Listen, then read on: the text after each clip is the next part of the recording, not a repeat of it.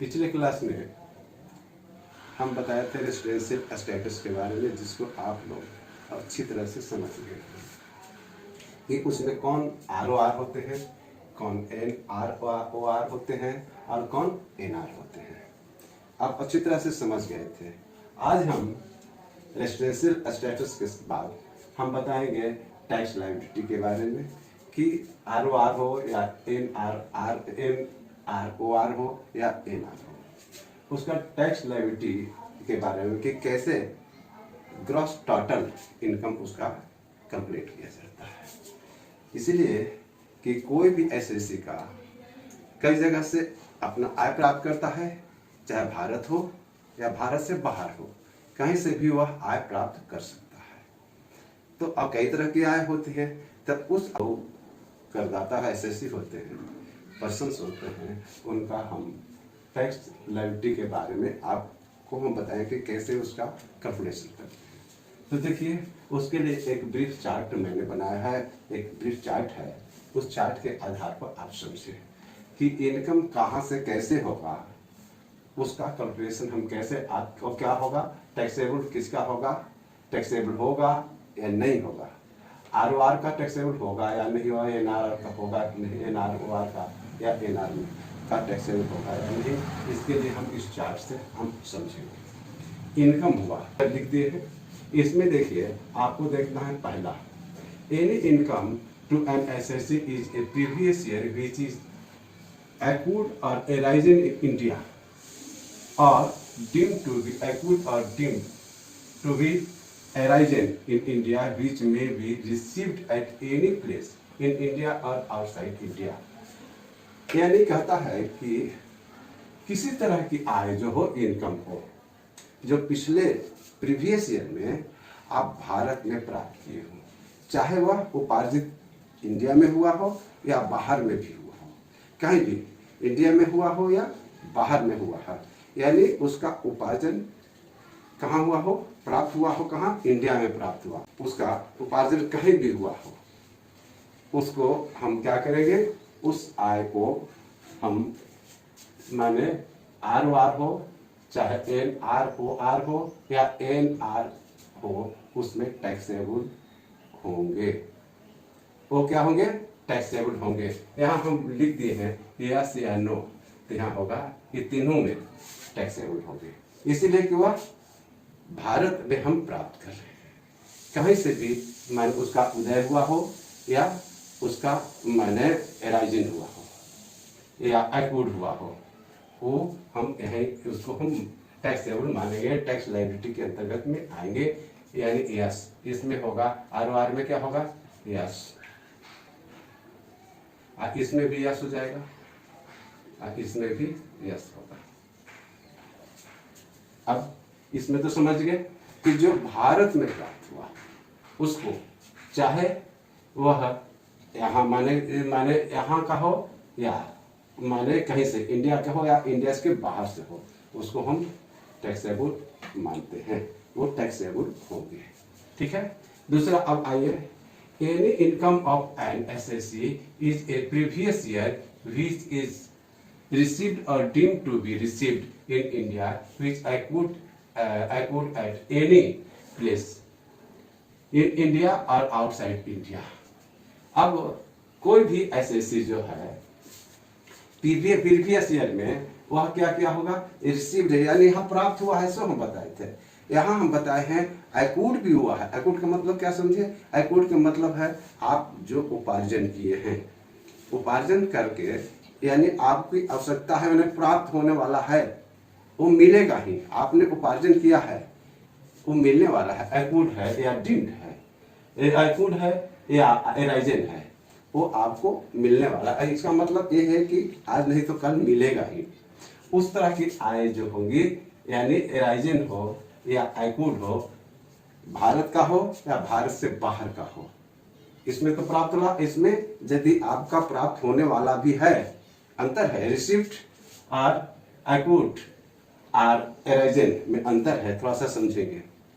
तो प्राप्त होने वाला है तब वो भी जो होंगे आपको टैक्सेबल होंगे, यानी टैक्स लायबिलिटी के अंतर्गत में उसको कैलकुलेट किया जाएगा।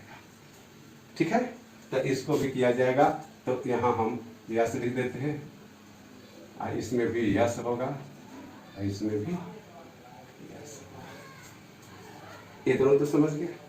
अब तीसरा पॉइंट है, इतना समझ जाएंगे आप, ग्रॉस टोटल, ये सब टोटल जोड़ेंगे तो हमको ग्रॉस टोटल इनकम के मालूम होगा एक मैरिज स्टेटस का। तो इसको जोड़ लेंगे तो हमको ग्रॉस टोटल इनकम हमको मालूम होंगे। तो इसमें हम पहला एक तो जान गए कि कौन होंगे और दूसरा भी जान गए। अब तीसरा है, any income accrued or arising outside India by an SSC in a previous year from such business which is controlled from India, from such profession which is set up in India। आप इसमें भी वही है कि या आपको एराइजन हुआ है या एक्रूड हुआ है, कहाँ, माने इंडिया में, इंडिया से उसको उधर तो हुआ तो इंडिया में।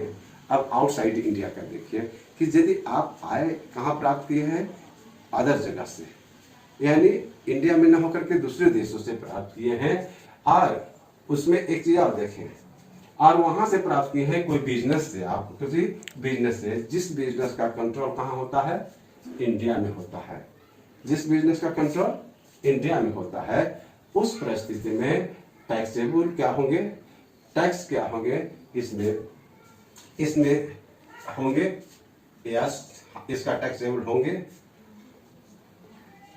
इसमें भी टैक्स होंगे, और इसमें इसलिए टैक्स नहीं होंगे। इसमें क्या होगा, टैक्स नहीं होंगे, यानी नो। क्यों नहीं होगा, इसलिए कि वो जो है वह इंडिया में एनी माने जो यह है आउटसाइड इंडिया से, दूसरे जगह से हुआ है, भारत से बाहर का हुआ है, इसीलिए ये टैक्सेबल नहीं होंगे यदि वह करदाता यानी एसएससी व एनआर के अंतर्गत में आता है तब। ठीक है, अब आगे देखेंगे चौथा, any income which is accrued और arisen outside in India by and arisen in a previous year and also received outside India.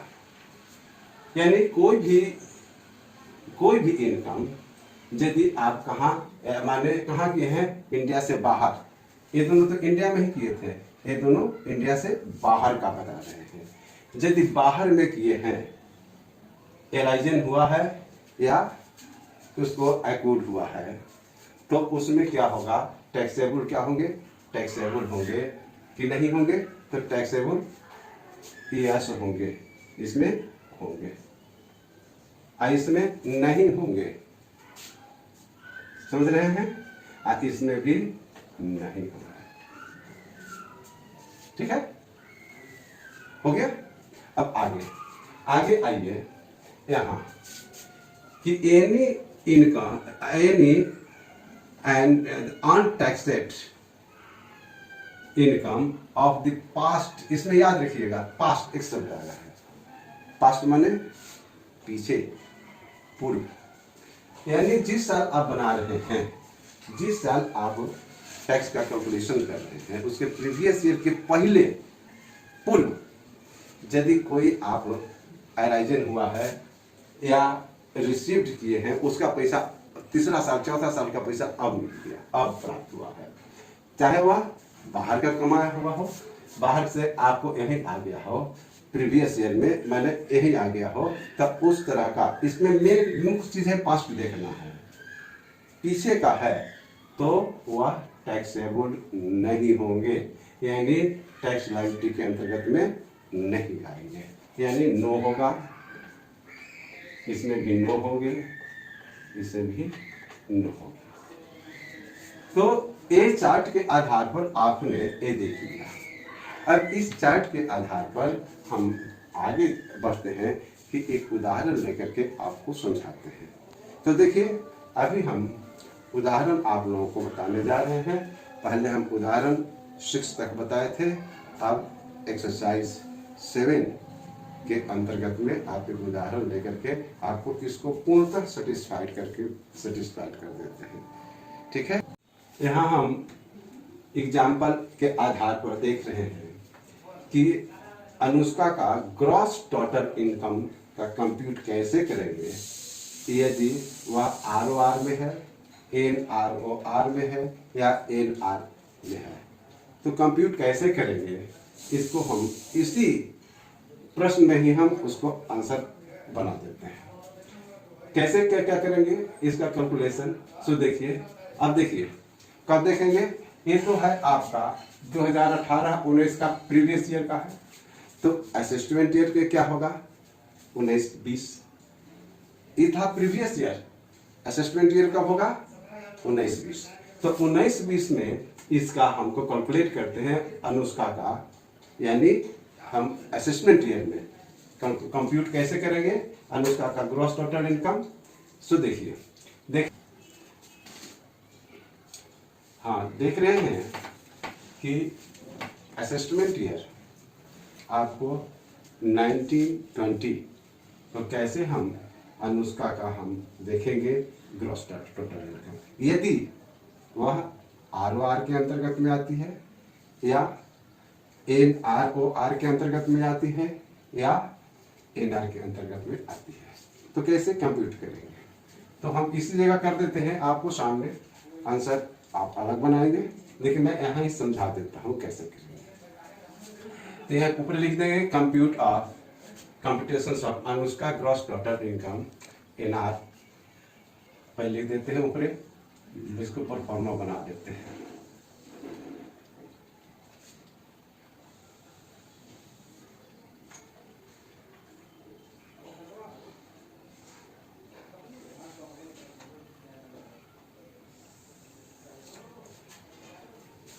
ये है परफॉर्मा बना लिए। अब इसी में देखते हैं कि यहाँ हम ROR लिख देते हैं, ROR NROR, और इसमें हम NR। अब कंप्यूट कैसे करेंगे, यदि उसका इनकम कैसे हुआ, विभिन्न बताए थे कि विभिन्न स्रोतों से पैसे आते हैं, विभिन्न देशों से आ सकते हैं, पैसा आ सकता है। तो वो पैसा जब विभिन्न देशों से आएगा तो उसका कंप्यूट कैसे करेंगे ग्रॉस टोटल इनकम। तो देखिए यहाँ है फर्स्ट में income from agriculture in Pakistan, Pakistan से एग्रीकल्चर मैंने कृषि से जो पैसा आया है कितना आया है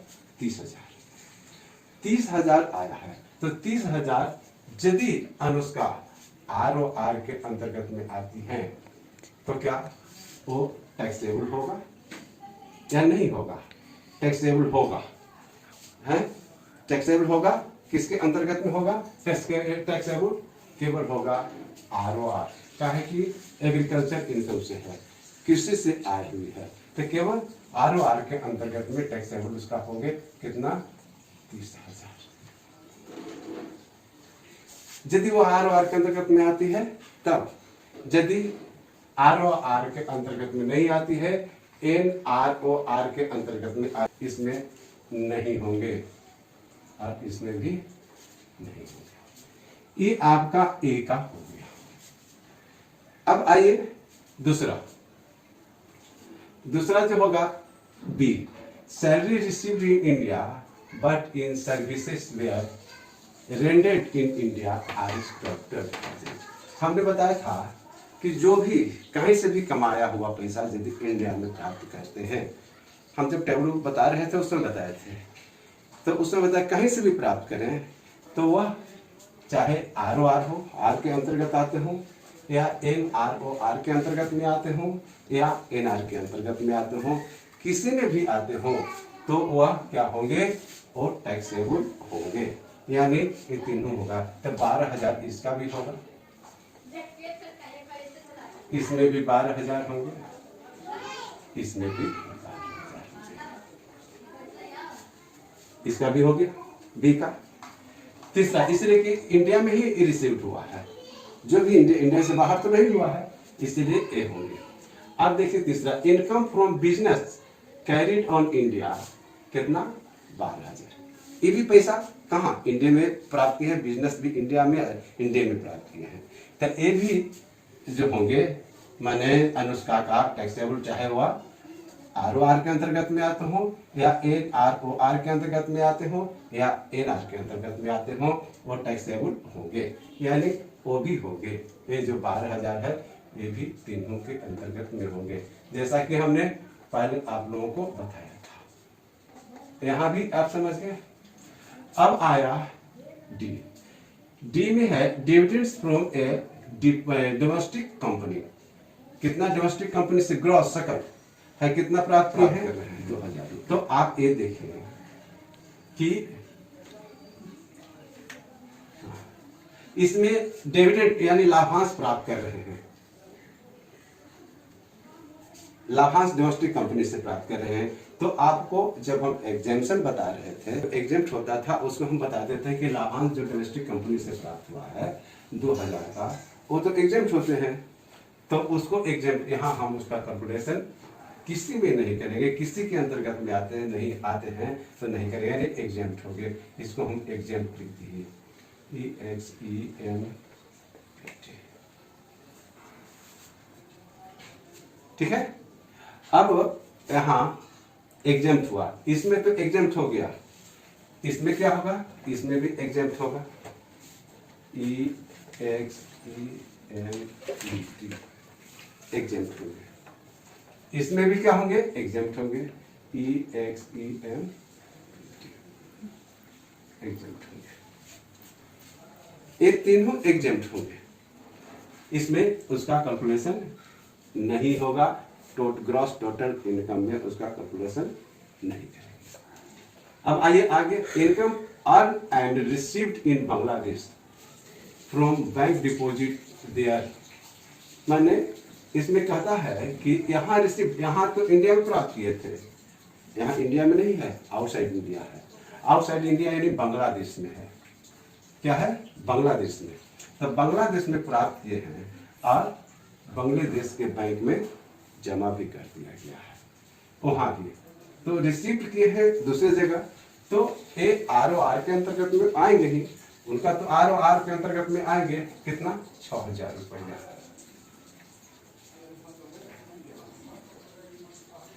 लेकिन ये दोनों के अंतर्गत में नहीं आएंगे, इसमें नहीं आएंगे।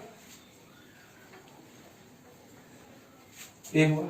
अब और एक है, और है, देखिए, income from A business in Sri Lanka but control from India. यहाँ कहां से प्राप्त किए हैं? ये भी आउटसाइड इंडिया से ही है, श्रीलंका से है, इंडिया से नहीं प्राप्त किए हैं। इनकम कहां से? आउटसाइड इंडिया से है, और जबकि उसका कंट्रोल कहां से होता है? इंडिया से। जब कंट्रोल इंडिया से होगा तो आपको हम बताए हैं कि ये जो होते हैं, ये जो होंगे, ये भी होंगे, ROR भी होंगे, ROR के अंतर्गत भी माने टैक्सेबल होगा, और NROR के अंतर्गत में भी टैक्सेबल होंगे। तो यानी दोनों के अंतर्गत में होंगे, यानी इसमें भी होंगे 14,000 और इसके अंतर्गत भी 14,000 किए जाएंगे, इसके अंतर्गत में नहीं किए जाएंगे, NR के अंतर्गत में नहीं होंगे। तो ये आपको मालूम हो गया। इस तरह से हम इसको टैक्सेबल हम मालूम करते हैं, और हम इसके बाद जब जोड़ लेंगे, ये हम जोड़ लेते हैं तो यही हमको मालूम हो जाएगा। क्या मालूम होगा? Gross total income. ये मालूम हो जाएगा कथी? Gross total income.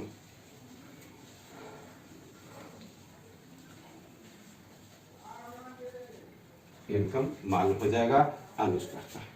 Total income हो जाएंगे। अब ग्रॉस टोटल इनकम जोड़ के देखते हैं कि कितना कितना होता है। देखिए इसमें कितना होगा, ये मान लीजिए यदि वह अनुष्का ROR है तो उस परिस्थिति में उसका ग्रॉस टोटल इनकम कितना होगा। NROR के अंतर्गत में आती है तो ग्रॉस टोटल इनकम कितना होगा। NR के अंतर्गत में आती है तो ग्रॉस टोटल इनकम कितना होगा। इसको जोड़िए, कितना आया? 3 0 हो गया। अब जोड़िए 2 और 2 4 और 4 8 और 6 14 की 4 हासिल 1 3 1 4 1 5 1 6 6 1 7 74,000 यानी वह उसका ग्रॉस टोटल इनकम कितना होगा 74,000। यदि वह आर और आर के अंतर्गत में आती है तब एन आर वो आर के अंतर्गत में आती है तो कितना होगा ग्रॉस टोटल इनकम। यहाँ हुआ 12, 24, 22, 36, 37, 38 हो गया। और यदि एन आर के अंतर्गत में आती है तो कितना होगा ग्रॉस टोटल इनकम होगा 12 दूनी 24। ये आपका ग्रॉस टोटल इनकम। इस तरह से ये हम कंप्यूट करके देखेंगे। आपको ये हुआ टेबल के आधार पर इसको भी समझ लिए होंगे। अब दूसरे दिन अगले दिन आगे चीज बताएंगे। Thank you.